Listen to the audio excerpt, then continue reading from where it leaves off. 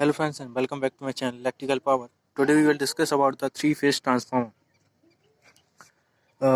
यहाँ पे हम बात करने वाले हैं कि हम थ्री फेज ट्रांसफार्मर क्या होता है, कैसे बनाया जाता है, इसके एडवांटेज क्या क्या होते हैं। ठीक है, तो चलिए स्टार्ट करते हैं।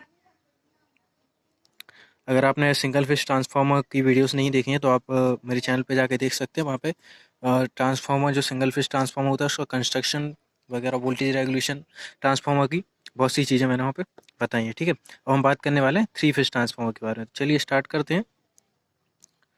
So a three-phase system is used to generate and transmit large amount of power. Three-phase transformers are required to step up or step down voltages in various stages of a power system network. So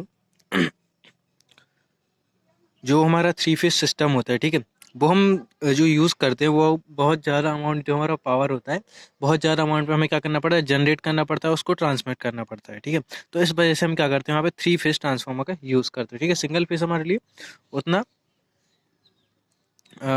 अच्छा नहीं होता है जितना कि three phase होता है। ठीक है, क्योंकि इसमें तीन फेज को हम एक साथ जनरेट करते हैं और ट्रांसमिट करते हैं। ठीक है, तो थ्री फेज ट्रांसफार्मर हमारे जो होते हैं वो पावर ट्रांसफार्मर होते हैं। ठीक है, और स्टेप अप और स्टेप डाउन के भी होते हैं। ठीक है, तो जिनको हम क्या करते हैं, वेरियस स्टेज पे, मतलब बहुत सारी अलग अलग जगह पे अलग अलग तरीके से यूज़ करते हैं। ठीक है, जैसे कि अगर हमें पावर जनरेट हो रही है जहाँ, तो वहाँ से पावर ट्रांसमिट करनी तो हम पावर ट्रांसफार्मर का यूज़ करेंगे। ठीक है, जो कि क्या होता है, स्टेप अप होता है। ठीक है, वो वोल्टेज को क्या करता है, हाई कर देता है। और जहाँ पे हमें डिस्ट्रीब्यूशन करना पड़ता है, तो डिस्ट्रीब्यूशन पर्पज़ के लिए हम क्या करते हैं, स्टेप डाउन ट्रांसफार्मर का यूज़ करते हैं, जिससे स्टेप जो वोल्टेज हमारा होता है उसको कम करके हम क्या करते हैं, उसको कंज्यूमर तक भेजते हैं। ठीक है, कंज्यूमर तक पहुँचाते हैं। ठीक है, अब अब यहाँ पे बात ये आती है कि हम वोल्टेज को स्टेप अप क्यों करते हैं। ठीक है, स्टेप अप करते ही क्यों है, ठीक है, जब हमें स्टेप डाउन करना होता है तो क्यों किया जाता है। ठीक है, ट्रांसमिट करने के लिए वोल्टेज क्यों बढ़ाया जाता है। ठीक है, तो वोल्टेज बढ़ाने से क्या होता है, हमारे लॉसेस बहुत कम हो जाते हैं। ठीक है,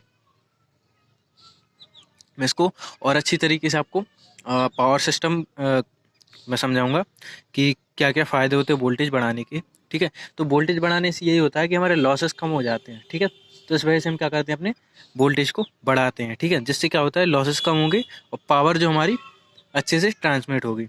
ठीक है, तो ट्रांसफार्मर जो है, थ्री फेज ट्रांसफार्मर जो है, वहाँ वो दो तरीके से बनाया जा सकता है। ठीक है, एक तो हम थ्री फेज बैंक ट्रांसफार्मर का यूज़ कर सकते हैं। ठीक है, और या फिर तीन सेपरेट सिंगल फेज के ट्रांसफार्मर यूज़ कर सकते हैं। ठीक है, तो यहाँ पे हम देखेंगे कौन सा इकोनॉमिकल होता है, कौन सा नहीं होता है। ठीक है, तो उसके अकॉर्डिंग दो टाइप से बनाए जाते हैं। ठीक है, तो मैं वोल्टेज का इफेक्ट आपको पावर सिस्टम में समझा दूंगा। ठीक है, यहाँ पे हम ट्रांसफार्मर की बात करते हैं कि three phase transformer two way में कौन कौन से बनाए जाते हैं। ठीक है, तो पहला हम क्या कर सकते हैं, तीन सेपरेट सिंगल फेज के ट्रांसफार्मर ले सकते हैं। ठीक है, और उनको कनेक्ट कर सकते हैं थ्री फेज ऑपरेशन के लिए। ठीक है, ये अरेंजमेंट जो है वो हमारा कहलाता है three phase bank of transformer. ठीक है, और एक सिंगल थ्री फेज का ट्रांसफार्मर कंस्ट्रक्ट करके, ठीक है, जिसमें क्या हो, थ्री फेज के लिए कोर और वाइंडिंग हो। ठीक है, मतलब एक कॉम्बिनेशन हो तीन सिंगल फेज का, तीन सिंगल फेज के ट्रांसफार्मर का एक सिंगल कॉम्बिनेशन ट्रांसफार्मर। ठीक है, तो वो हमारे क्या कहलाएगा, थ्री फेज यूनिट ट्रांसफार्मर कहलाता है। ठीक है, अब दोनों की एडवांटेज अलग अलग होते हैं। ठीक है, और कुछ डिसएडवांटेज भी होते हैं। ठीक है, सबसे पहले हम एडवांटेज की बात करते हैं, यूनिट ट्रांसफार्मर में क्या एडवांटेज होते हैं। ठीक है, यूनिट ट्रांसफार्मर मतलब जो सिंगल थ्री फेज ट्रांसफार्मर है, ठीक है, उसके अंदर जो कोर बाइंडिंग है वो थ्री फेज के लिए बनाई गई है। ठीक है, तो वो क्या लगेगा हमारा यूनिट, तो it takes less space. Second हमारा है, it is lighter, smaller and cheaper. It is slightly more efficient. ठीक है, फर्स्ट ऑफ ऑल इसमें है, इट टेक्स लेस स्पेस। ठीक है, because there is only one unit of transformer is used in which all the three cores and windings are placed to perform three phase operation. Okay, it is lighter, smaller and cheaper as compared to three single unit transformer. It is slightly more efficient because due to the single transformer, the three cores are present in single unit. Okay, so due to which losses will be less, क्योंकि यहाँ पे क्या हो रहा है, हमारा core भी कम use होगी फिर और वाइंडिंग्स भी कम यूज़ होगी, ठीक है, क्योंकि एक सेपरेट सिंगल यूनिट अपन यूज़ कर रहे हैं, ठीक है। तो उसमें क्या होगा, लॉसेस कम होंगे, ठीक है। लेकिन अगर हम 3 ट्रांसफार्मर यूज़ करें तो उसमें क्या होंगे, बहुत सारे अलग अलग 3 ट्रांसफार्मर होंगे, उनके लॉसेस भी ज़्यादा होंगे, ठीक है। The costly high voltage terminals to be brought out of these transformer housing are reduced to the 3 rather than 6 necessary for 3 separate single phase transformer। अगर हम क्या करते हैं कि 3 अलग सिंगल फेज के ट्रांसफार्मर यूज़ करते हैं, तो उनसे जो हाई वोल्टेज के टर्मिनल निकलेंगे, ठीक है, तो वो कितने निकलेंगे, 6 निकलेंगे, और हमें फिर क्या करना पड़ेगा, 6 वायर्स का यूज़ करना पड़ेगा, ठीक है। लेकिन अगर सिंगल यूनिट ट्रांसफार्मर का हम यूज़ करें तो उससे हमें केवल 3 वायर ही मिलेंगे, ठीक है, 3 या फिर 4। अगर हम उसमें स्टार कनेक्शन करके निकालेंगे तो फिर 4 वायर निकलेंगे, अदरवाइज 3 वायर निकलेंगे, ठीक है। यहाँ पे हम फेसेस की बात करते हैं तो 6 की जगह पे यहाँ पे 3 वायर निकलेंगे, ठीक है। तो ये हमारे लिए मोर एफिशिएंट होगा, ओके। इसका एक डिसएडवांटेज होता है, जैसे कि in a single 3 phase transformer, however if one of the phase bindings breaks down, the whole transformer has to be removed from service for repair, thereby disturbing the continuity of the power supply, ठीक है। सो अगर हमारा क्या होता है, transformer खराब हो जाता है, ठीक है, सिंगल यूनिट का ट्रांसफार्मर अपन यूज़ किया, सिंगल यूनिट 3 फेज ट्रांसफार्मर, तो उसमें क्या होगा, अगर कुछ भी प्रॉब्लम आती है, कोई भी वाइंडिंग वगैरह चल जाती है, तो हमें पूरा ट्रांसफार्मर रिमूव करना पड़ेगा, ठीक है। और जो हमारी पावर सप्लाई है वो क्या हो जाएगी, इंटरप्ट हो जाएगी, ठीक है, डिस्टर्ब हो जाएगी, कंटिन्यूटी नहीं रहेगी। अब हम डिस्कस करते हैं कि advantage of bank transformer, 3 single phase transformer, bank transformer का क्या एडवांटेज होगा, ठीक है। So one single phase transformer in a bank may be provided with a higher KV rating than the other two supply an imbalanced load, okay. तो यहाँ से हमारी क्या कहती है कोई भी सिंगल फेज ट्रांसफार्मर है बैंक में, ठीक है, तो वो हमें क्या करता है, हायर रेटिंग वो हमें प्रोवाइड करेगा हाई केवी रेटिंग के साथ, ठीक है। Than other two supply an imbalance load होने पर भी ज़्यादा फर्क नहीं पड़ेगा। When one single transformer of a bank is damaged and removed for the service, the remaining 2 units may be used in open delta VV at reduced capacity, okay।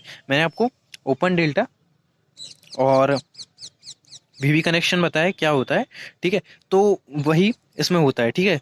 Open delta या वीवी connection use करने के लिए हमें 3 single phase transformer का use करना पड़ता है, मतलब बैंक ट्रांसफार्मर होगी तभी वीवी कनेक्शन या ओपन डेल्टा कनेक्शन बन सकता है। तो मतलब एक ट्रांसफार्मर खराब हो गया तो 2 ट्रांसफार्मर रिमेनिंग हमें क्या करेंगे, 2 रिमेनिंग ट्रांसफार्मर सप्लाई देते रहेंगे, ठीक है। और उससे हम क्या कर सकते हैं, स्कॉट कनेक्शन का भी यूज़ करके 2 फेज से 3 फेज कर सकते हैं और 3 फेज से 2 फेज कर सकते हैं। लेकिन हमें जो लोड करना पड़ेगा, लोड बहुत कम करना पड़ता है उसमें, ठीक है, 1/3 उसमें जो लोड है स्कॉट कनेक्शन का वो बहुत कम करना पड़ता है, ओके।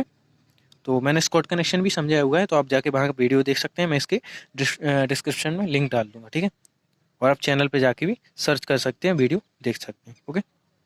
तो वीवी कनेक्शन में हमारा जो लोड है, ठीक है, रेटिंग्स जो उसकी होती है, तो उसकी रिड्यूस्ड रेटिंग अबाउट 58%, ठीक है। ओरिजिनल जो डेल्टा बैंक की रेटिंग होती है उससे हमें रिड्यूस्ड रेटिंग पे ऑपरेट कर सकते हैं, ठीक है।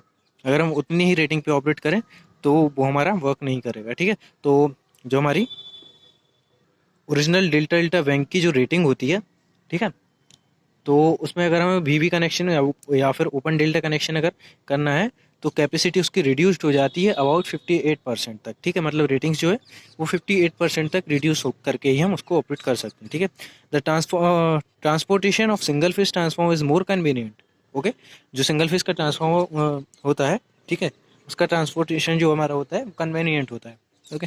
बट इसमें क्या होता है, the loss in the single phase bank transformer is more as compared to 3 phase unit transformer because 3 single phase transformer is used, so their cores are उसकी जो कोर्स होंगी वो क्या होंगी, अलग अलग होंगी, ठीक है। सेपरेट कोर, हर एक ट्रांसफार्मर की एक अलग सेपरेट कोर होगी, जिसकी वजह से क्या होगा, उसका लॉस ज़्यादा होगा, ठीक है। बाइंडिंग्स भी अलग अलग होने की वजह से भी क्या होगा, लॉस ज़्यादा होंगे, ठीक है। और अदर लॉसेस भी होते हैं तो उनकी वजह से क्या होता है, लॉस ज़्यादा होंगे, ठीक है। आप ट्रांसफार्मर के लॉसेस भी जाके देख सकते हैं, मैंने बताए हुए हैं कौन कौन से लॉस ट्रांसफार्मर में होते हैं, ठीक है, तो आप वो जाके देख सकते हैं। तो आई होप आपको ये समझ में आ गया होगा, ठीक है। What is three phase transformer and advant how to construct it. हम दो वे में उसको कंस्ट्रक्ट कर सकते हैं। पहला तो हमारा रहता है 3 सिंगल यूनिट ट्रांसफार्मर का यूज़ करके 3 फेज बैंक ट्रांसफार्मर बना सकते हैं हम, या फिर एक सिंगल यूनिट 3 फेज ट्रांसफार्मर भी यूज़ कर सकते हैं, ठीक है। तो नेक्स्ट वीडियो हम डिस्कस करेंगे ट्रांसफार्मर का कंस्ट्रक्शन कैसे किया जाता है, okay. So if you like this video please do like, comment and share, and don't forget to subscribe our channel, okay. Thank you.